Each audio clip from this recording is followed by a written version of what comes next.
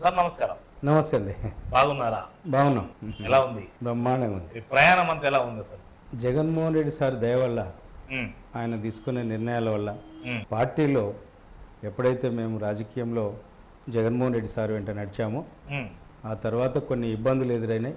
మా కుటుంబము మొదటి నుండి రాజకీయ కుటుంబమా? 1993లో కోట్ల విజయభాస్కర్ రెడ్డి గారు ఇక్కడ సీఎం ముఖ్యమంత్రిగా ఉన్నారు. ఆ టైంలో ఈ జిల్లాకు మంచి పేరు కూడా ఉంది. అవును, మొదటి రాజధాని కూడా ఉన్నది, మరి అది కూడా కర్నూలు రాజధాని. అప్పుడు కోట్ల విజయభాస్కర్ రెడ్డి గారు మా వెల్దుర్తి మండలం కల్లుగొట్ల గ్రామానికి వచ్చారు. అంటే మా సొంత ఊరు. ఇప్పుడు నేను డిగ్రీ పాస్ అయ్యాను, ఎంఏ జాయిన్ కావాలనేటువంటి ఆలోచన టైంలో ఊరికి వెళ్ళగానే ఆయన కల్లుగొట్ల గ్రామానికి వచ్చాడు. అప్పుడు వెళ్ళి ఆయనకు దండేశాను. ఆయన మహానుభావుడు చనిపోయి ఎక్కడున్నాడు గానీ మీలాంటి వాళ్ళు రాజకీయాల్లోకి రావాలని అడిగాడు. అవును, ఎందుకంటే ఎస్సీలలో రాజకీయంగా చాలా మంది జిల్లాలో తక్కువగా ఉన్నారు, చదువుకునే వాళ్ళు రావాలి, నీకు రాజకీయమైన ఉద్యోగమైనా నువ్వు రా నా ఎంట అన్నాడు. ఆ రోజు నుంచి కుటుంబ నేపథ్య కారణంగా ఆర్థిక ఇబ్బందులు, అంటే ఆర్థిక ఇబ్బందులు అని ఏం కాదు కానీ డాడీ వాళ్ళు ఏం చేసేవారు? డాడీ మమ్మీ వ్యవసాయమే. ఆర్థికపరమైన అంశాలు ఇబ్బంది ఏం లేదు. ఆర్థిక పరమైనటువంటి ఇబ్బందులు అంటే అటు మరీ తక్కువ కాదు, మరి ఇటు హైగా మిడిల్ క్లాస్ ఫ్యామిలీ. మరి మీరేమన్నారు కదా కొన్ని కుటుంబ నేపథ్యం వల్ల అని చెప్పారు కదా, అందుకొరకే అడిగిన ఇది మాట. అవును, అయితే వెంటనే మా డాడీ మ్యారేజ్ చేయడం, నేను ఉద్యోగ దూర బంధువులే, అరేంజ్డ్ మ్యారేజే, రెండు కుటుంబాలు ఒప్పుకోవడం వల్ల. రెండు కుటుంబాలు ఒప్పుకోవడం అంటే రెండు కుటుంబాలు ఒప్పుకున్నాయంటే లవ్ మ్యారేజ్ కాదే.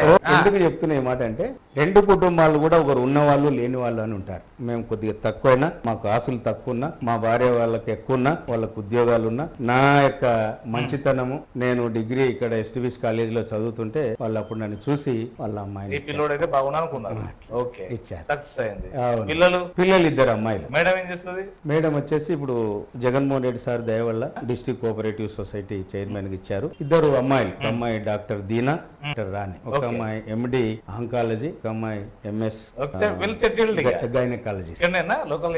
పెద్ద అమ్మాయి వచ్చేసి పంజాబ్ లో ఉంది, చిన్న అమ్మాయి వచ్చేసి కడప మా సీఎం సార్ జిల్లాలో పీజీలో ఉన్నారు. ఆడపిల్లలు ఉంటే అదృష్టం అంటారు, నిజమేనా? చాలా అదృష్టం. ఎప్పుడన్నా అనిపించిందా ఒక అబ్బాయి ఉంటే బాగుండదు అని? అనిపిస్తుంది, కానీ ఈ చదువులు వీరు తీసుకొస్తున్నటువంటి గౌరవం మాకు ఒకసారి ఆలోచన చేస్తే కొడుకుల కంటే కూడా ఎక్కువగా చదువుతున్నారు అనేటువంటి సంతోషం అయితే మిగిలిచ్చారు. మీరు పొలిటికల్ అయిపోయినంత పొలిటికల్ గానే 1993లో భాస్కర్ రెడ్డి సార్ కు నుండి మెడలో దండేశాను. ఆ తర్వాత మ్యారేజ్ అయింది. కొంతకాలం నేను రాజకీయాల్లో తిరగలేకపోయా, ఉద్యోగం చేసుకోవాలని. ఏ ఉద్యోగం చేశారు? చేయాలని, ఒకటి గ్రూప్స్ రాసుకోవాలను.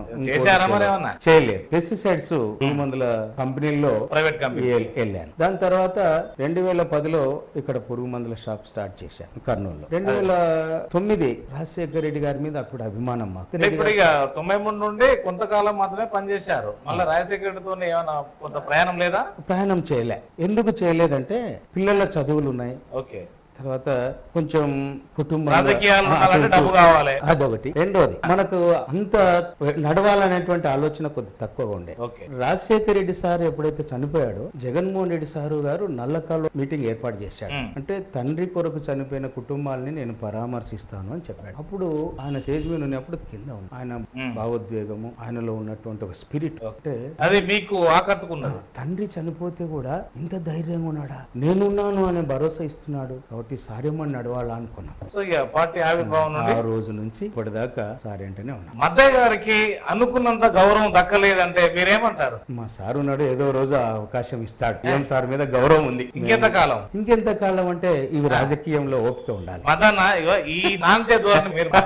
ఏం లేదండి, సీఎం గారు మీరు బాగా ఇంటర్వ్యూలు చేస్తుంటారు, ఒకరొకరు మనస్తత్వం. నేనేమనుకుంటానంటే మేము ఆధారపడింది వైఎస్ఆర్ కాంగ్రెస్ పార్టీ ఆవిర్భవించిన తర్వాత జగన్మోహన్ రెడ్డి సార్ మీద ఆధారపడ్డాం. పాదయాత్రలో కావచ్చు, పార్టీ ఆవిర్భావం నుండి ఉన్నవారికి ఆదరణ తక్కువైందంటే మీరేమంటారు? తక్కువైంది అంటే నేను దాన్ని ఒప్పుకోనండి. అందులో ఇంకా బలహీన వర్గాలకు ఇంకా తక్కువ అంటారు కదా. సహజమే, ఎందుకంటే 120 సంవత్సరాలు పాలించినటువంటి కాంగ్రెస్ పార్టీ కానీ 60 సంవత్సరాలు మీరు పొలిటికల్ సైన్స్ చెప్తున్న విషయం.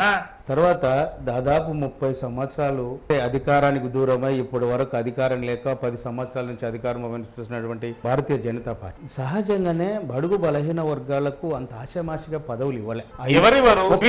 కోట్ల విజయభాస్కర్ రెడ్డి కూడా ఇవ్వడే.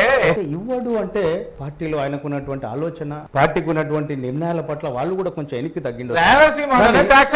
ఒక మాట చెప్తా, అంబేద్కర్ గారు ఇచ్చినటువంటి రిజర్వ్డ్ స్థానాల్లో మీరు ఇప్పుడు జనరల్ గా అంబేద్కర్ స్థానాలు ఏవైతే ఉన్నాయో మా బడుగు బలహీన వర్గాలకు కేటాయించారు. మీరు ఎందుకు పరిమితం కాలేదంటే జగన్మోహన్ రెడ్డి సారు దాదాపు 57 కార్పొరేషన్లు ఏర్పాటు చేసి అది బీసీలకు ఏర్పాటు చేసి తర్వాత ఎస్సీలకు కూడా 3 కార్పొరేషన్లు చేసిండు. మాలా మాదిగా ఈ కార్పొరేషన్లకు కాకుండా జనరల్ లో కూడా కేటగిరీ తీసుకొని వచ్చి ఖచ్చితంగా ఈ డిసిఎంఎస్లు గానీ, డిసిసిబిలు గానీ, ఎమ్మెల్సీలు గానీ, లేకపోతే ఇతరత్ర స్టేట్ చైర్మన్లు గానీ ఖచ్చితంగా ఎస్సీ ఎస్టీలకు కూడా ఇవ్వాలనేటువంటి ఆలోచనతోనే నిష్పత్తి ప్రకారంగా ఖచ్చితంగా 50% అందులో మహిళలకు ఇచ్చాడు. ఎవరికన్నా ఏనండి, గతంలో పాలకులు ఎవరైనా ఆలోచన చేశారా? లేదు. అది మీరు గుర్తుపెట్టుకోవాలి. ఓకే, నేను కూడా సమర్థిస్తా కానీ ఇంకా ఎందుకు ఈ 75 years లో మీలాంటి చదువుకున్న వాళ్ళు కూడా ఓపెన్ లో పోటీ చేయలేకపోతున్నారు? అసలు ఓపెన్ కేటగిరీలో పోటీ చేసే స్థాయి ఉన్నారా? అట్లీస్ట్ బీసీలు కూడా లేరు. మాకు ధైర్యం ఉన్నా లేకపోయినా మా సీఎం సార్ ఆలోచన విధానం అయితే మాత్రం ఎస్సీ ఎస్టీ బీసీ మైనార్టీలు మాత్రం ఖచ్చితంగా రాజ్యాధికారం వాళ్ళకి అవసరం అని ఓపెన్ గా పదవులు ఇచ్చి గౌరవించినటువంటి ఈ దేశంలో ఏ ముఖ్యమంత్రిని కూడా మేము చూడలేదు. మహానుభావుని చూసాం. మరి మాకు భవిష్యత్తులో కూడా నమ్మకం ఉంది, ఖచ్చితంగా బడుగు బలహీన వర్గాలకు అధికారం ఇస్తాడని. మీరు బాగా ఆలోచన చేయండి సోదరా, గతంలో ఏ ప్రభుత్వంలోనైనా ఎస్సీలకు 4 మంత్రి పదవులు, అవి కూడా బ్రహ్మాండమైన ప్రోటోకాల్ ఉన్న పదవులు ఇచ్చారు. ఏ ప్రభుత్వంలోనైనా ఇచ్చారు? ఒక ఎస్సీ మహిళకు హోమ్ మినిస్టర్ ఇచ్చారు. మేము చాలా గర్వపడుతున్నాం. ఎందుకంటే మాకు ఏవో చిన్న పోస్టులు ఇస్తేనే వాళ్ళకి ఇచ్చామని చెప్పేవాళ్ళు. అటువంటిది కూడా డిప్యూటీ సీఎంలు. అయినా మీకు పదవులు ఇస్తే మీరు దక్కించుకోవడం నిజమేనా? దక్కించుకున్నాం కదా. దాన్ని కాపాడుకోరాట, ఉన్నతనం వ్యక్తం చేయరాట. ఒకటండి, ఇప్పుడు నా లక్షణం వేరు, ఇంకోరు లక్షణం, వాళ్ళ సైకాలజీ వేరు, నా సైకాలజీ. 100% అంబేద్కర్ ఆలోచన విధానాన్ని జగన్మోహన్ రెడ్డి గారిలో చూస్తున్నాం. మొన్న జగన్మోహన్ రెడ్డి గారు అంబేద్కర్ విగ్రహం మీరు దాదాపు 19 ఎకరాలు 440 కోట్ల రూపాయలతోనే విజయవాడ నడిబొడ్డులో మీరు ఒక్కసారి లోపలికి వెళ్ళి ఒకసారి చూడండి బ్రదర్. ఎందుకంటే మీడియా వాళ్ళు ముఖ్యంగా మేము చూసేది కాదు, కానీ మేము పార్టీలో ఉండమని ఏదో చెప్పొచ్చు, కానీ మీరు ఒక్కసారి వెళ్తే నిజంగా జగన్మోహన్ రెడ్డి గారికి అంబేద్కర్ గారి మీద, ఆ జాతుల మీద ఇంత గౌరవం ఉంది అనేది ఆ రోజు మీరు చెప్పండి. ఎందుకు ఈ మాట చెప్తున్నామంటే చేసే మనసు కూడా ఉండాలి. గతంలో కూడా పాలకులు సామెత ఉన్నది, పులి మేకలకి ఏమన్నా సహకారం చేస్తారా అన్న? ఒక మాటనే, మేకల గుంపు ఎక్కువైనప్పుడు ఆటోమేటిక్ గా పుల్లులు కూడా ఏం చేస్తాయి తెలుసా? ఒరే ఇవి కూడా ఉండాలి అనుకొని వెళ్ళిపోతాయి. సో ఇప్పటికి మీరు అన్నటువంటి ఆయా కేటగిరీ వర్గాల నియోజకవర్గాల పైన ఇంకా వాళ్ళదే పెత్తనం ఉన్నది ఇప్పటికి కూడా కదా. దాన్ని కూడా జగన్మోహన్ రెడ్డి గారు ఆలోచన చేస్తా ఉన్నాడు. ఏ రకంగా దీన్ని ముందుకు తీసుకెళ్లాలి, ఈ ఇన్ఛార్జీలను కూడా ఏ రకంగా అలాంటి ఆలోచనతో ఉన్నాడు. కాకపోతే ఏంటంటే మాకున్నటువంటి శక్తి సామర్థ్యాలను బట్టి నియోజకవర్గాలలో బ్రహ్మాండంగా అందరినీ ఆకట్టుకొని ఒక తాటిపైకి తీసుకొచ్చేటువంటి నమ్మకంగా ముందుకు సాగే ధైర్యము కూడా మాకు ఇస్తున్నాడు జగన్మోహన్ రెడ్డి. సిద్ధం, అన్నిటికీ సిద్ధమే. రాత్రాడండి అనంతపురం బ్రహ్మాండంగా రాబోతా ఉన్నారు. దాదాపు 10 లక్షల మంది అటెండ్ అవుతారు. మీరే చూడండి. సిద్ధం యొక్క ముఖ్య లక్ష్యం ఏంటి సార్? అంటే ఆ పక్క అంతా మొత్తం రకరకాల పార్టీలు ఏకమైనాయి. ఇంకా ఒక్కటే సిద్ధం, ఇంకా ముందు వెనుక లేదు. సంక్షేమ పథకాలు ఇచ్చాయి, పేద ప్రజల్ని ఆదుకున్నాం, బ్రహ్మాండమైనటువంటి పేద ప్రజలకు పరిపాలన ఇచ్చాం. ఏమన్నా వాళ్ళ బలహీన వర్గాల జీవన ఆర్థిక విధానం ఏమన్నా మారిందా? అవునండి. మీరు ఏ గవర్నమెంట్ గతంలో ఉన్న ప్రభుత్వాలు తీసుకోండి, ఇవాళ విద్యా, వైద్యం, వ్యవసాయ రంగాలు, నా కూతుళ్ళు కూడా డాక్టర్లు, మెడికల్ కాలేజీలు ఎంత త్వరితగతిన పూర్తి చేసి జిల్లాలకు హ్యాండ్ ఓవర్ చేసినారో మీరు నంద్యాలకు వెళ్ళండి చూస్తారు. ఆదోన్లో కూడా తయారైతా ఉంది. ఇవల్ల ఆశామాష కాదు. చాలా మంది చెప్తారు 14 ఏళ్ళు 15 ఏళ్ళు ముఖ్యమంత్రి ఉన్నోళ్ళు కూడా ఆ రోజు వేసిన ఫౌండేషన్ రా ఈ రోజు వరకు కూడా అట్లే కనపడతా ఉంది. విత్ 4.5 సంవత్సరంలో. మరి వాళ్ళ కరోనా వస్తే కూడా, ఇంత పెద్ద ఎత్తున ఆర్థిక సంక్షోభం వస్తే కూడా, మరి అన్నిటి కూడా ఏ సంక్షేమ పథకాన్ని కూడా గడ్డబెట్టకుండా ప్రతి రూపాయిని కూడా క్రోడీకరించి ప్రజల అకౌంట్లో వేసినటువంటి సీఎం ఎవరున్నారండి ఈ ఇండియాలో? అదొక్కటి సార్లు మా సారు సిద్ధం. అన్నికే ఏ పేదోడు కూడా ఉన్నతమైనటువంటి వర్గాల దగ్గరికి వెళ్ళి అయ్యా నాకు ఈ డబ్బులు రాలేదు, నాకు ఈ సంక్షేమ పథకం అవసరం ఉంది, మీరు ఇస్తేనే తీసుకుంటామనే పరిస్థితి లేదు. వ్యవస్థను పెట్టి ఇంటింటికి ఏ వయసులో ఉన్నారు మీరు అనుకుంటున్నారు? ఒక్క మాట, ఇప్పుడు మారిందల్లా ఒక ముఖ్యమంత్రి ఒక్కటే మారారు, అదే డబ్బులే, అదే బడ్జెట్. మరి ఆ రోజు లేని ఈ రోజు ఎందుకు ఇవ్వగలిగినాడు? అంటే ఇవ్వాలన్నటువంటి మనస్తత్వం ఉంది మా నాయకుని. అందుకే ఇవాళ 2,40,50,000 47,000-50,000 కోట్ల రూపాయలు పేద ప్రజానికి అకౌంట్లు వేశాడు. మరి చంద్రబాబు నాయుడు గారు దేనికి వేశారు? ఒక మాట చెప్పండి. పసుపు కుంకుమ ఇచ్చి ఓటింగ్ జరుగుతుందనగా పసుపు కుంకుమ 10,000 రూపాయలు ఈయనక పోయి దాంట్లో కూడా 100,000 మందికి ఎగరగొట్టి ఆడవాళ్లే శాపం పెట్టారు ఆయనకు 2019లో. రుణమాఫీలు చేయలే. మిగతా ఇతరత్ర ఏ సంక్షేమ పథకాలకు ఏదైతే హామీలు ఇచ్చాడో అన్ని కూడా ఎవరికి వచ్చిందండి? మీరు చెప్పాలా మాకు? ఎవరికి రాలేదనే కదా. గతంలో ఎన్నిసార్లు వచ్చాడు? 6 గ్యారెంటీలు కూడా పడగొస్తుంది కదా. ఒక్క మాట అన్నా, జనసేన టీడీపీ పొత్తు కూడా వస్తుంది కదా. జనసేన గురించి మాట్లాడితే మాకు ఇంటర్వ్యూ వద్దనిపిస్తుంది. ఎందుకే? ఏముందండి, వాళ్ళకు నిర్మాణం లేదు, ఒక పద్ధతి లేదు. 3 దఫాలు వాళ్ళు ఎలక్షన్ లో పాల్గొన్నారు. ఎప్పుడు 2 దఫాలు అయిపోయింది, ఇప్పుడు 3వ పాల్గొంటారు కదా. మా జిల్లాలో మాత్రం ఎక్కడ క్యాడర్ ఉందో, ఏ నాయకుడు ఉన్నాడో మాకేం తెలియదు. కానీ నిర్వాహకుల వైఫల్యం కావచ్చు. పార్టీ నియమ నిబంధనలు చూసుకోవాల్సిన బాధ్యత ఎవరిది? పవన్ కళ్యాణ్. దాని కింద ఎవరైతే నిర్వహణ ఉంటారో వాళ్ళే కదా, అది వారికి తెలియాలి. మాకైతే ఒక సిస్టమ్ ఉంది. మా జగన్మోహన్ రెడ్డి సార్ ఆలోచనలు ఉన్నాయి, రాజశేఖర రెడ్డి గారు ఇచ్చినటువంటి మనసు ఉంది, ఆయన చూపిన దారి ఉంది. అందుకే మా నాయకుడు ఆ రోజు రాజశేఖర రెడ్డి గారు 2 అడుగులు వేస్తే ఇలా 4 అడుగులు ముందుకేసి బ్రహ్మాండంగా ఏ కులాన్ని కూడా ఎవరిని కూడా ఇబ్బంది పెట్టకుండా, ఏ కులాన్ని విస్మరించకుండా బ్రహ్మాండంగా పేద ప్రజానికాన్ని ఆదుకున్నటువంటి వ్యక్తి ఇవాళ నాడు నేడు కార్యక్రమం చూసుకోండి బ్రదర్. ఇప్పుడు ఇక్కడ టిఎస్సిఎస్ కు, డిసిఎంఎస్ కు, డిసిసిబి కి, ఆర్బికేలు, రైతు భరోసా కేంద్రాలు సంధానం ఏంటి, అనుసంధానం ఏంటి ఇక్కడ అసలు?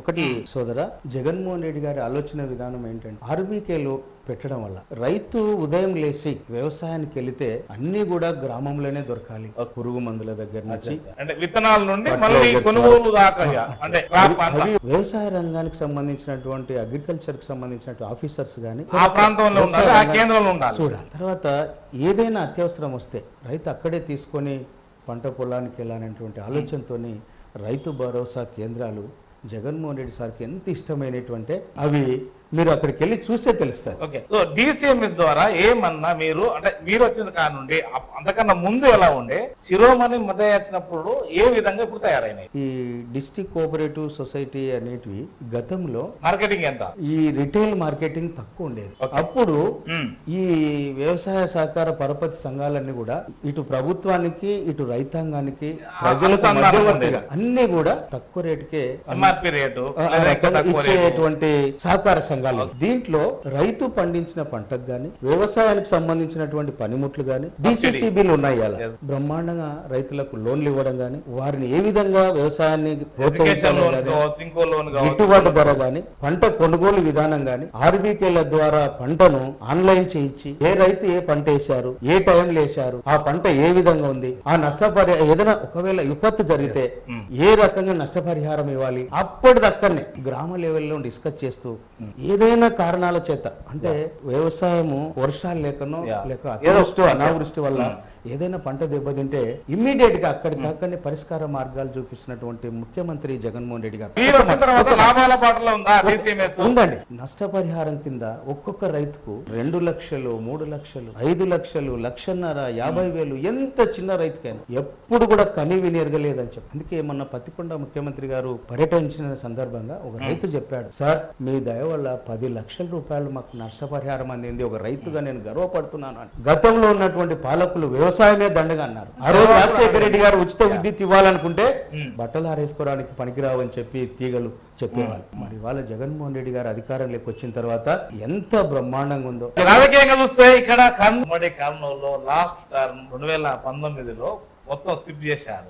ఇప్పుడు కూడా మళ్ళీ అదే పోరవుతూ అవుతుందని మీరు ఏమైనా భరోసా వ్యక్తం చేస్తున్నారా? కంపల్సరీ అండి. ఎట్లా? మేమంతా ఖచ్చితంగా జగన్మోహన్ రెడ్డి గారి ఆలోచన విధానంగా ఆయన ఏదైతే ఆశిస్తున్నాడో మేము కూడా అందరం కలిసికట్టుగా పనిచేస్తే ఖచ్చితంగా అండి 175కు 175 ఏంటి దాని ఒక మతలబ్ ఏంటి?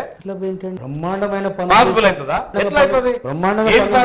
ఇప్పుడు కుప్పంలో కూడా ఇవాళ రైతాంగం మా వైపే ఉన్నారు, ఏ వర్గం చూసుకున్నా మా వైపే ఉన్నారు. ఇది సాధ్యమేనా? సాధ్యమనే కదా. జగన్మోహన్ రెడ్డి గారు చేసినటువంటి పనుల మీద జగన్మోహన్ రెడ్డి గారికి ప్రజలకు ఉన్నటువంటి నమ్మకాన్ని జగన్మోహన్ రెడ్డి గారు చూశారు కాబట్టి ఇవాళ 175కు 175 అనేది ఆ మాట ఆయన మాట. సో దాని మతలబైనా ఈ కుల సమీకరణల ప్రకారంగా ఇటున్నలను అనువంపడము లేకపోతే చేంజ్ చేయడము రకరకాలు కొత్త వాళ్ళకి ఇవ్వడము దీన్ని మనం ఏ విధంగా స్వీకరించవచ్చు? ఓ నియోజకవర్గంలో ఒక రకమైనటువంటి ఆలోచనలు ఉంటాయి. గతంలో ఒక ఎమ్మెల్యే ఉన్నాడు, ఎమ్మెల్యే ప్లస్లు మైనస్లు ఏంటి, దేనికి ఎమ్మెల్యేని మార్చాల్సి వస్తుంది. సంవత్సరాల నుండి కూడా ముందస్తు హెచ్చరికలు కూడా అన్ని గడప గడపకు పోండి అని కూడా చెప్పాడు కదా.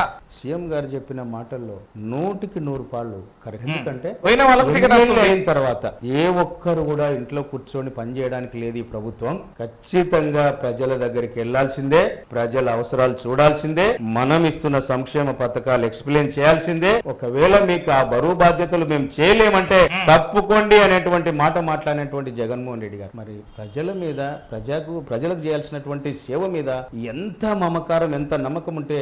తెలంగాణలో ప్రభుత్వం మారింది, అక్కడ మార్చకపోవడం వల్ల జగన్మోహన్ రెడ్డి గారు అటు చంద్రశేఖరరావు గారు దోస్తులు, అప్పుడు కొంత సహకారం సహాయసహకారం కూడా చేసుకున్నారు. ఇప్పుడు కూడా మొన్న కలిసిన తర్వాత ఇంకింది సీట్లు ఎక్కువ మారినాయి. అంటే కలిసిన తర్వాత నేనా ఈ యొక్క మతలాభంతా మరి లేదంటే ఎట్లా? ఇప్పుడు మా రాష్ట్రం వేరు, మేము విడిపోయిన రాష్ట్రం, అందరూ ఒకటి. చంద్రబాబు నాయుడు గారు ఇష్టానుసారంగా పరిపాలన చేసి మొదటి ముఖ్యమంత్రి ఆంధ్రకు విడిపోయిన తర్వాత రకరకాలుగా ఇబ్బందులు పెట్టి ఉన్న బడ్జెట్ నంతా లేనిపోయిన దాన్ని కేటాయించి ఈ స్కిల్ డెవలప్మెంట్ అని ఇంకోటని రకరకాలుగా 100 కోట్ల రూపాయలు నాశనం చేసిపోయిన రాష్ట్రం ఇది.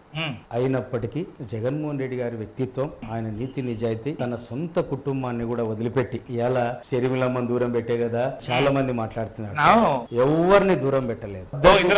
లేదు ఇప్పుడు ఉండొచ్చు. జగన్మోహన్ రెడ్డి ఇచ్చిన బాణమే ఎవరు? శర్మిలక్క. రోజు శర్మిలమ్మ గారిని అందరూ శర్మిలమ్మ అంటున్నారంటే ఆమె ఉండొచ్చు. ఎందుకంటే అక్కడ కోడలు కాబట్టి అక్కడ కోడలు, ఈ ప్రాంతంలో పుట్టింది కాబట్టి ఇక్కడ బిడ్డ. ఆమె మాట్లాడడంలో అక్కడ ఉన్నాను ఇక్కడ ఉన్నానని చెప్పడం తప్పలేదు. జగన్మోహన్ రెడ్డి సార్ ఆలోచన విధానానికి వచ్చేటప్పటికి ఎప్పుడు కూడా ఎక్కడ కూడా కుటుంబ పాలన ఉండకూడదు, ఉన్నా కానీ కూడా మనం డిస్కస్ చేసుకుని ముందుకు వెళ్ళాలనేటువంటి ఆలోచనతోనే ఆయన ఉన్నాడు అనేది మాకున్నటువంటి ఆలోచన. రాజశేఖర రెడ్డి గారు చనిపోయిన తర్వాత జగన్మోహన్ రెడ్డి గారు గాని నిర్మలమ్మ గారిని గాని ఎప్పుడు కూడా వేరు చేసి ఏ కుటుంబం మాట్లాడలే. ఈ మధ్య సిచ్చు పెట్టి కొంతమంది నాయకులు, కాంగ్రెస్ పార్టీ నాయకులు, తెలుగుదేశం పార్టీ నాయకులు, ఇంకా కొంతమంది మేధావులు కూడా ఈ విషయాన్ని ఖండిస్తున్నారు. జగన్మోహన్ రెడ్డి గారి మీద మీరు అనవసరంగా రెచ్చగొట్టద్దండి, శర్మిలమ్మ గారి ఆలోచన వేరు, జగన్మోహన్ రెడ్డి గారి ఆలోచనలు వేరు. జగన్మోహన్ రెడ్డి గారి ఆలోచనలు ఏంటి? ఈ రాష్ట్రం ప్రజలు మనల్ని నమ్మి 151 సీట్ ఇచ్చారు, దీన్ని మనం నిలబెట్టుకోవాలి. ఒక్క 3-4 టర్ములు ముఖ్యమంత్రిగా మనం పనిచేయాలి. చేయాలంటే ఏం చేయాలా? నీతి నిజాయితీగా పనిచేయాలి, నిస్వార్థంగా పనిచేయాలి. ఇప్పటి వరకు రాజధాని విషయంలో ఇద్దరు ముఖ్యమంత్రులు విఫలమైనట్టే అనుకోవచ్చా? మేమే విఫలంగా లేదు. రాజధాని లేని రాష్ట్రంలో ఇప్పుడు ఉన్నది కాదే. ఆంధ్రప్రదేశ్ రాజధాని ఏది అంటే ఏం చెప్పగలుగుతాము? 3 రాజధానులు అండి, విశాఖపట్నం, కర్నూలు, అమరావతి. సమర్థించుకోవచ్చా ఇది? జగన్మోహన్ రెడ్డి గారు అసెంబ్లీలో మాట్లాడారు ఈ విషయం. అధ్యక్ష, 3 ప్రాంతాలు రాజధానిగా ఉంటే మాకు కూడా అన్ని ప్రాంతాలను గౌరవించిన లేదంటే మళ్ళీ చేసేదేదో ఆ ప్రాంతంలో న్యాయ రాజధాని, అక్కడ అడ్మినిస్ట్రేషన్, ఇక్కడ అసెంబ్లీ, ఈ 3 రాజధానులు చేసి పెడితే 3 ప్రాంతాల ప్రజలు సంతోషిస్తారనేటువంటి ఆలోచనతోనే ఆయన నిర్ణయం తీసుకున్నాడు, కానీ సొంతం అయితే కాదు. అందరిని ప్రేమించాలనేటువంటి ఆలోచన తప్ప. ఇక్కడ జగన్మోహన్ రెడ్డి గారు 2019లో ఆ ఎలక్షన్ కన్నా ముందు జైలుకి వెళ్ళారు, సానుభూతి పెరిగింది, సక్సెస్ అయ్యారు. ఇప్పుడు కూడా 2023 ఆ ప్రాంతంలో నారా చంద్రబాబు నాయుడు గారు కూడా జైలుకి వెళ్ళారు, సానుభూతి పెరగదా? ఇక్కడ మీరు జైలుకు పోవడం వల్ల సానుభూతి పెరుగుతుంది కదా? ఇక్కడ సానుభూతి ఎవరి మీద పెరుగుతుంది? లోపల వేరే వాళ్ళ మీద. నిజంగా నువ్వు మంచి పనులు చేసింటే ఆ రోజు రాజశేఖర రెడ్డి గారి కుమారుడు అంటే ప్రేమతో చూశారు. ఆ ప్రేమకు తగ్గట్టుగానే అపోజిషన్ లో కూడా జగన్మోహన్ రెడ్డి గారు పార్టీ నిలబెట్టగలిగినారు. అన్యాయంగా అక్రమంగా అరెస్టులు చేశారని దాదాపు 24 అవర్స్ రోడ్ల మీదనే ఉన్నాం, నిరసన దీక్షలు చేసుకున్నా.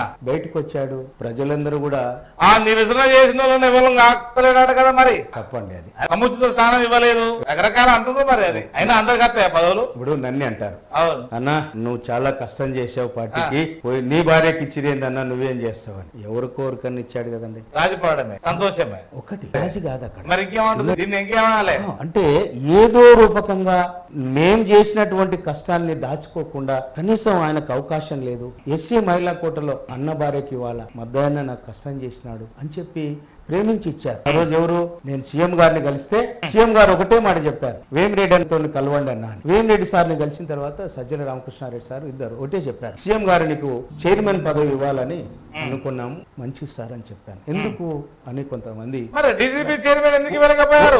అడిగాం. అడిగితే అప్పుడు వెంటనే నీకు ఏ రూపకంలో ఓ రూపకంగా సాయం చేస్తున్నాం, నువ్వు పార్టీకి నమ్మకంగా ఉండు అని చెప్పారు. ఇప్పటికి నమ్మకంగా ఉన్నాం. ఆ DCCBనా DCMSా మాకు అవి లేవండి.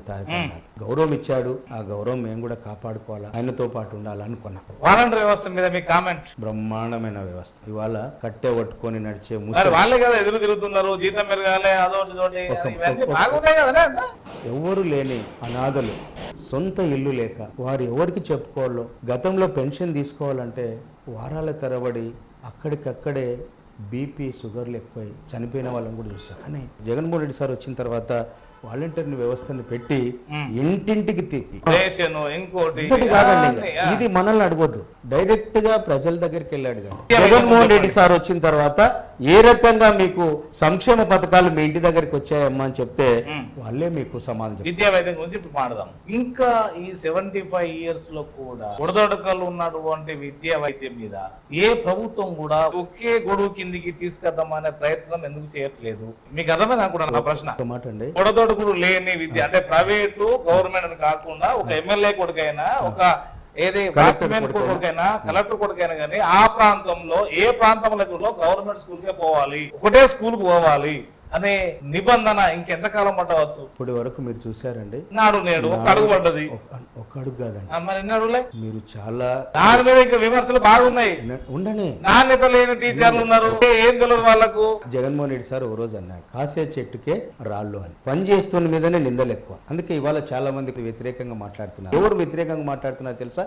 రాజరిక వ్యవస్థతోని మా ఇంటికాడికి లేబర్ రావడంలే, మా బతుకులకు గ్లాస్ నీళ్లు అందించే దిక్కు లేదు అని చెప్పి ఇటువంటి ఒక ఏదో 5-6 కుటుంబాలు ఈ రకంగా బాధపడుతున్నాయి. కానీ 90% జగన్మోహన్ రెడ్డి సారు మా మనమడు, జగన్మోహన్ రెడ్డి సార్ మా కుమారుడు, జగన్మోహన్ రెడ్డి సార్ మా మామయ్య, జగన్మోహన్ రెడ్డి సార్ మా తమ్ముడు, జగన్మోహన్ రెడ్డి సార్ మా అన్న, జగన్మోహన్ రెడ్డి సార్ మా దేవుడు అని రాత్రి అన్నం తినుకుంటే కూడా కుటుంబాలు జగన్ సార్ ఫోటో తీసుకొని బ్రహ్మాండంగా సంతోషంతో ముందుకెళ్తా ఉన్నాయి. ఇవి చూడలేని కొంతమంది కొన్ని వర్గాలు, ఇలా ఈ వర్గాలు కూడా ఎవరు లేరు, చంద్రబాబు నాయుడుకి సంబంధించిన వర్గాలే. వాళ్ళు ఏనాడు కూడా ఇంగ్లీష్ మీడియం కోరుకోలేదు, పేదోడు కూడా చదువుకోవాలని కోరుకోలేదు. మీరు కంచి ఐలయ్య గారు మొన్న వీడియో చూసా, ఆయన అన్నాడు స్టూడెంట్స్ యూనియన్స్ వస్తే మీరంతా వెళ్ళి చంద్రబాబు నాయుడు గారిని కలిసి గవర్నమెంట్ స్కూల్లో కూడా ఇంగ్లీష్ మీడియం పెట్టండి, మీరు అడగండి అని చెప్పి పంపించాడండి. పంపిస్తే అసెంబ్లీలో కలిస్తే చూసింటారు ఆ వీడియో, నేను ఎక్స్ప్లెయిన్ చేయాల్సిన అవసరం లేక ఆయన మా పార్టీ తెలుగుదేశం పార్టీ అయ్యా, మాకెందుకు ఇంగ్లీష్ మీడియం అన్నారు. కానీ జగన్మోహన్ రెడ్డి సార్ అలా అనలే. చంద్రబాబు నాయుడు గారు మనవాడు ఏం చదువుతున్నాడో ఆ స్టాండర్డ్ కూడా గవర్నమెంట్ స్కూల్లో ప్రజలకు అందాలనేటువంటి ఆలోచన, ఆ ధైర్యవంతుడు, ఆ మంచి మనసున్నటువంటి వ్యక్తి జగన్మోహన్ రెడ్డి గారు. ఏదో నా అవకాశం కొరకు ఆయన పొగడలేదు, అనుభవిస్తున్నాం, చూస్తున్నాం. బట్టలు గాని, స్కూల్ డ్రెస్సులు గాని, చెప్పులు గాని, బూట్లు గాని, ఇచ్చే అన్నం గాని, టేబుల్స్ గాని, బాత్రూములు గాని, బిల్డింగ్లు గాని, వాచ్మెన్ పెట్టారా? ఇలా ప్రైవేట్ స్కూల్లో కూడా లేదా సెక్యూరిటీ, ఇలా గవర్నమెంట్ స్కూల్లో ఉంది. దానికి అంతటి కారణం ఏంటి? చెయ్యాలి, పేద ప్రజల్ని కూడా గుర్తిస్తారా? ఇప్పుడు అంబేద్కర్ గారు మా నాయకుడు గుర్తించారు, మా నాయకుడు పరిమితం చేసుకున్నారు. లేదు లేదు, అంబేద్కర్ పరిమితం ఎవరు చేశారు? అన్నయ్య మీరు బాగా గుర్తుపెట్టుకోండి, అన్నయ్య మీరు బాగా గుర్తుపెట్టుకోండి. ఇవాళ రెడ్డి సామాజిక వర్గం అనేటువంటి పదం తప్ప మా నాయకుని దగ్గర కూడా అంబేద్కర్ రాజ్యాంగమే కావాలి దేశానికి అని కోరుకుంటున్నాను. మీరు అనేది నేను ఒప్పుకుంటాను, కానీ అంబేద్కర్ ను కేవలము మీకు మాత్రమే మా కులం అని మీ సామాజిక వర్గమే పరిమితం చేసుకున్నారు కదా. ఆయన విగ్రహాలు ఎక్కడ ఉంటాయి? మీ ఎక్కడ ఉంటాయా? ప్రతి గ్రామంలో నడిపడులు ఎక్కడ ఉన్నాయా? ఉన్నాయండి, ఏడున్నాయి సార్. సిటీలో చూడండి, ఓల్డ్ బస్ స్టాండ్ లేదు. అవును, మేము కాదని లేదే, అందరం కూడా ఆయన గొడుగు నుంచి అందరికి కూడా ఆయన పెట్టిన భిక్షనే. అది అప్పుడు విషయం లేదు, ఇప్పుడు కూడా ఇప్పుడు రిజర్వ్ స్థానాలు ఉన్నాయని ఎవరు ఇచ్చిపోయారు? మహానుభావుడు ఇచ్చినట్టువే. ఓకే, ఇప్పుడు కూడా ప్రతి పార్టీ దాన్ని ఖచ్చితంగా ఇంప్లిమెంట్ చేస్తూనే ఇంప్లిమెంట్ ఎవరు చేయరు. సరే మీ పార్టీ ఏమన్నా అంత ఇంత ఒక ముందరవచ్చు, కానీ అందుకని ఇంప్లిమెంటేషన్ లో అంత వైఫల్యమే. మా పార్టీలో ఉన్నటువంటి పెద్దలు గాని, మా పార్టీలో ఉన్న నాయకులకు గాని ఒక కమిట్మెంట్. ఏం కమిట్మెంట్ ఉన్నది? ఒక ఎమ్మెల్యేగా 4.5 సంవత్సరాలు ఉండి, అంతకన్నా ముందుండి ఈ పార్టీలకు వచ్చి గెలిచి మీరు గడప గడపకు పొమ్మంటే వాళ్ళు పోక వాళ్ళ సీట్ ఇప్పుడు వాళ్ళ అంటే వెనక్కి తీసుకొని ఇంకో కొత్త వాళ్ళకి ఇస్తే వీళ్ళు పోయి టీడీపీలో జాయిన్ అవుతారు. ఈ కమిట్మెంట్ ఎక్కడది ఇక్కడ అటంటారా? ఒక్క మాట అండి, టీడీపీలో జాయిన్ అవుతున్నారంటే మరి వాస్తవమే ఇందులో సీట్ రాని వాళ్ళు మాత్రమే అందులో పోతున్నారు. మరి అక్కడెక్కడ మా నాయకుడు ఒక మాట చెప్పాడు, మీరు బాగా గమనించాల. ఎందుకంటే మీడియా సోదరులకు అంటే నేను ఇన్ని సంవత్సరాలు సారేమ్మని నడిచాను కాబట్టి చెప్తున్నానండి. Sir CM sir Jaganmohan Reddy గారు ఇప్పుడు చెప్పిన మాట కాదు, అది 2 సంవత్సరాల నుంచి చెప్తా ఉన్నాడు. గడప గడప కార్యక్రమం కానీ ఇతరత్ర ఆరోపణలు కానీ రకరకాలుగా మీ మీద ఏదైనా దుష్ప్రచారం వేరే రకాలుగా వస్తే మాత్రం ఎంబడి తీసేద్దామని చెప్పిండు. చాలా మందికి టికెట్లు లేవు అని చెప్పాడు. ఎవరు ఏడో లిస్ట్ కూడా వచ్చింది తీయనే. ఎందుకంటే మేము కూడా ఎలా ముందుకెళ్ళాలి, అగ్రవాల్ 50 తప్పులు చేసినా కానీ మనకు అర్థం అంతే కదా. ఎవరు వాళ్ళకు డబ్బు ఉన్నదానా? అట్లా లేదు, అంతే కదా, అట్లా లేదా ఉండొచ్చు. కానీ జగన్మోహన్ రెడ్డి గారి విషయంలో అది లేదు. బడుగు బలహీన వర్గాలు ఎస్సీ ఎస్టీలు కూడా ఖచ్చితంగా మళ్ళా మాతో పాటు ఉండాలనేటువంటి ఆలోచనతోనే మారుస్తున్నాడు ఆయన. ఎవరు కూడా ఓడిపోకూడదని అది గుర్తుపెట్టుకోవాలి మీరు.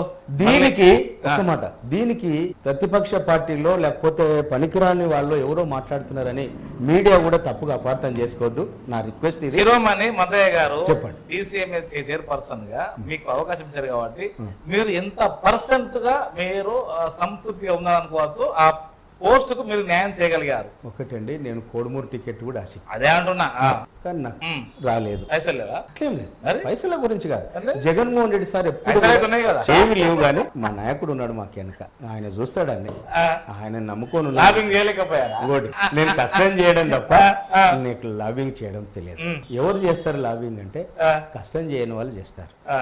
కష్టం చేస్తానికి ఆ టయానికి నిష్ఠూర్కమైన భవిష్యత్తు బ్రహ్మాండంగా. కొడుమూరు అంటే ఇప్పుడు హర్షవర్ధన్ చేతులు ఉందా అంటే నిజం అది? హర్షవర్ధన్ రెడ్డి చేతులు ఉందా ఇంకోటి చేతులు ఉందా అని కాదండి. ఒకటి ఆడ అయినా ఇంకా వాళ్ళు ఉండొచ్చు కాదనడంలో, కానీ అంటే ఆ నియోజకవర్గాల్లో ఉన్నటువంటి కొన్ని పరిణామాల వల్ల అక్కడున్నటువంటి ఆలోచన విధానము ఏ విధంగా ఉంది అనేది హైకమాండ్ చూసి ఆ ప్రాంతంలో ఏదో చేస్తుంది. కానీ అందరి ఆలోచన విధానం మంచివాడు రావాలి, మాకు అందుబాటులో ఉన్న వ్యక్తి రావాలి. మీ పరిధిలో ఇది ఇప్పుడు DCMS చైర్మన్ అంటే దాదాపు ఉమ్మడి జిల్లా అన్ని నియోజకవర్గాలతో కలుపుకుపోతారా? మీకంటూ కొంత పరిమితి ఉంది, ఆ పరిమితిలో పోతేనే మీరు ఏమైనా పని చేయగలుగుతారా? అట్లేమి లేదండి, రాజకీయ పరంగా ఎక్కడ కూడా ఏ నియోజకవర్గానికి ఎవరిని పెట్టినా కానీ సపోర్ట్ చేయడమేనా? ఒకటండి, మనం ఏమనుకుంటున్నాం, ఇది వైఎస్ఆర్ కాంగ్రెస్ పార్టీ గెలవాలి అంతే, ప్రజాబలంతో వచ్చిన పార్టీ, ఒక విశ్వసనీయమైనటువంటి వ్యక్తి ఏర్పాటు చేసిన పార్టీ ఇది. దీంట్లో భేదభావాలు లేవు, పెద్ద చిన్న లేదు. ఒకటి అంతిమ లక్ష్యం ఏంది, ప్రతి బడుగు బలహీన వర్గాల్లో మంచి చదువు రావాలి, ఆరోగ్యంగా ఉండాలి, నవ సమాజ పెరగాలి, నిర్మాణం రాజ్యాంగ పరంగా ఆర్థికంగా అన్ని విధాలా కూడా బడుగు బలహీన వర్గాలు రాజ్యాధికారానికి రావాలనేదే జగన్మోహన్ రెడ్డి గారి ఆలోచన విధానం. ఓటర్లకు ఓటు తెలుసా? ఎందుకు తెలియదండి, చదువుకున్న కూడా టీచర్లు ఇంకోలు ఒక మాట, జగన్మోహన్ రెడ్డి గారిని మేము లోతుగా మాట్లాడకూడదు, కానీ ఏ ఎలక్షన్లో కూడా బై ఎలక్షన్లో కూడా నేను అవినాష్ రెడ్డి సార్ అంటే తిరిగి పనిచేశాను. ఎక్కడ కూడా ఏ రూపాయి కూడా ఎవరికి పంచకూడదు అనేది ఆయన ఆలోచన. ఎందుకు నీతి నిజాయితీగా ఓటేసినప్పుడే నాయకుని యొక్క లక్షణం తెలిసిపోతుంది. అందుకే అంటున్నా మా అంటే ఈ ప్రభుత్వం వల్ల మీకు మేలు జరుగుతుంది ఓటేమంటున్నా. మరి ఎవరంటారండి ఆ మాట? 14 సంవత్సరాలు ముఖ్యమంత్రిగా పనిచేసినటువంటి మాజీ ముఖ్యమంత్రి చంద్రబాబు నాయుడు గారు చెప్పుకోవడానికి ఏమి లేక నన్ను ఇదొక్కసారి నమ్మండి, నాకు ఇదొక్క అవకాశం ఏంటి, ఇంకా నేను మళ్ళా ఉంటానో వెళ్ళిపోతానో అంతే అంటున్నా. కానీ 14 సంవత్సరాలు చేసినా కదా పలానా పని చేసినాను, దాని మీద మిమ్మల్ని అడిగే హక్కు నాకుందని చెప్పి ఓటు అడగలేని పరిస్థితిలో ఉన్నాడు. ఇవాళ 4.5 సంవత్సరాలే ముఖ్యమంత్రిగా పనిచేసినటువంటి జగన్మోహన్ రెడ్డి గారు ధైర్యంగా చెప్తున్నాడు, నేను మీకేమన్నా సాయం చేసింటే, ఈ ప్రభుత్వం మీకు మంచి చేసింటే నాకు ఓటేయండి అంటున్నాడు. ఇటువంటి వ్యవస్థ రావాలి, అలా వ్యక్తులు ఉండాలి దేశానికి. అప్పుడు దేశంలో బడుగు బలహీన వర్గాలకు ఆ అధికారం అనేది దగ్గరైతుంది. ఎంతసేపు ఉన్నా వాళ్ళ స్వార్థం కొరకు, వాళ్ళ కుటుంబం కొరకు, వాళ్ళ పదవుల కొరకు, వాళ్ళ అంతస్తుల కొరకు, ఆస్తుల కొరకు చూసే వ్యక్తులు వద్దు. అందుకే జగన్మోహన్ రెడ్డి గారి నినాదం నా ఎస్సీ, నా ఎస్టీ, నా బీసీ, నా మైనార్టీ అనేటువంటి నినాదం తీసుకున్నారు. వేస్తారండి. అమ్మవారు వేయరు కదా. ఎందుకు వేయరండి మీరు ఎట్లా వేస్తారా? ఇప్పటికీ అది కమ్మ పార్టీ, ఇది రెడ్డి పార్టీ. చాలా మంది అది కమ్మ పార్టీ, ఇది రెడ్డి పార్టీ. నాకు తెలుసు కొంతమంది కమ్మాసు. నేను చెప్తా ఉన్నా, చాలా మంది ఇక్కడ లోకల్లా చిన్నబాబు అని ఒక ఆయన ఉన్నాడు, ఆయన కమ్మనే. లేదండి నేను మీ వెంటనే తిరుగుతా, లేదండి జగన్మోహన్ రెడ్డి సారే మంచోడని చెప్తాడు. అందరిని కట్టేయడానికి లేదండి, అట్లా అందరిని వద్దడానికి లేదు. చాలా మంది కమ్మాస్ కూడా ఇవాళ నాని గారు ఉన్నారు, ఎంత ధైర్యంగా మా సార్కు భుజం మీద ఉంటాడు, ఎంత ధైర్యం. ఎందుకు లేరండి? ఒకటి కమ్మాస్లో కూడా చాలా మంది జగన్మోహన్ రెడ్డి సార్ మీదనే మంచి విశ్వాసంతో ఉన్నారని నమ్మకం. మదయ్య గారి రాజకీయ భవిష్యత్తు ఎలా ఉండబోతుంది అనుకోవచ్చు? 2019 బ్రహ్మాండమైన విజయం ఇచ్చారు సీఎం సారు, బ్రహ్మాండంగా అందరిని ఆదుకున్నాడు. 2024లో కూడా మన అసెంబ్లీలో చెప్పాడు మహానుభావుడు, మళ్ళీ ఇదే శాసనసభలో మళ్ళీ ప్రమాణ స్వీకారానికి వస్తాం అధ్యక్ష అని చెప్పాడు. మీ భవిష్యత్తు ఎలా ఉండబోతుంది అంటున్నాను. ఒక్క మాట, ఆయన భవిష్యత్తు ఉన్నప్పుడు భవిష్యత్తు ఉంటుంది. ఆయన ఏదో రూపకంగా అయితే మాత్రం కష్టం చేసిన ప్రతి ఒక్కరిని బాగు చేయాలనేది ఆయన ఆలోచన. ఓటర్లకు మీరు ఏం చెప్పబోతున్నారు? ఓటరు మహాశైలకు, ఈ రాష్ట్ర ప్రజలకు మనవి చేస్తున్నది ఒకటే, ఈ సంక్షేమ పథకాలు ఖచ్చితంగా పేదల అకౌంట్లోకి మళ్ళీ రావాలంటే జగన్మోహన్ రెడ్డి గారినే ఆశీర్వదించాలి. జగన్మోహన్ రెడ్డి గారిని గిన పొరపాటున గిన వేరే పార్టీలు ఏదైనా మభ్య పెట్టి ఆ మభ్యత్వంలో ప్రజలు చెప్తున్నా, ఆ విషయం గినైతే సంక్షేమ పథకాలు లేని రాష్ట్రంగా పేద ప్రజలు బాధపడతారు. మళ్ళీ సంక్షేమం కొత్తగా రావాలంటే జగన్మోహన్ రెడ్డి సార్ని ఖచ్చితంగా ఆశీర్వదిస్తారు. ఆయన ఆలోచన విధానం కూడా ఆ విధంగానే ఉంది. ప్రజల్లో కూడా ఇంటింటికి వెళ్తే జగన్మోహన్ రెడ్డి సార్ పార్టీ తరఫున అంటే నవ్వుతూ వస్తారు. రొట్టెలు చేసే ఆడమనిషి కూడా, అమ్మాయిలు కానీ అమ్మలు కానీ అక్కలు కానీ, అమ్మా జగన్మోహన్ రెడ్డి సార్ పార్టీ తరఫున వస్తున్నామమ్మా, కొంచెం మాట్లాడి వెళ్తామమ్మా అంటే రొట్టెలు చేసే పెన్నం కూడా పక్కన పెట్టి బయటకు వచ్చి మాట్లాడు.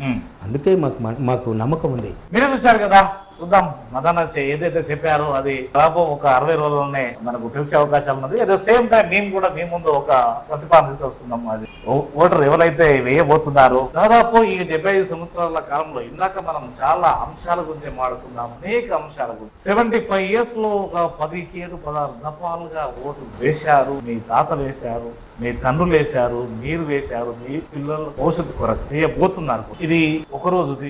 మీ కుటుంబాలను ఆర్థికంగా బలోపేతం చేయడము ఇది శాశ్వతమైనది. ఆలోచించండి. నమస్కారం. థ్యాంక్ యూ అండి.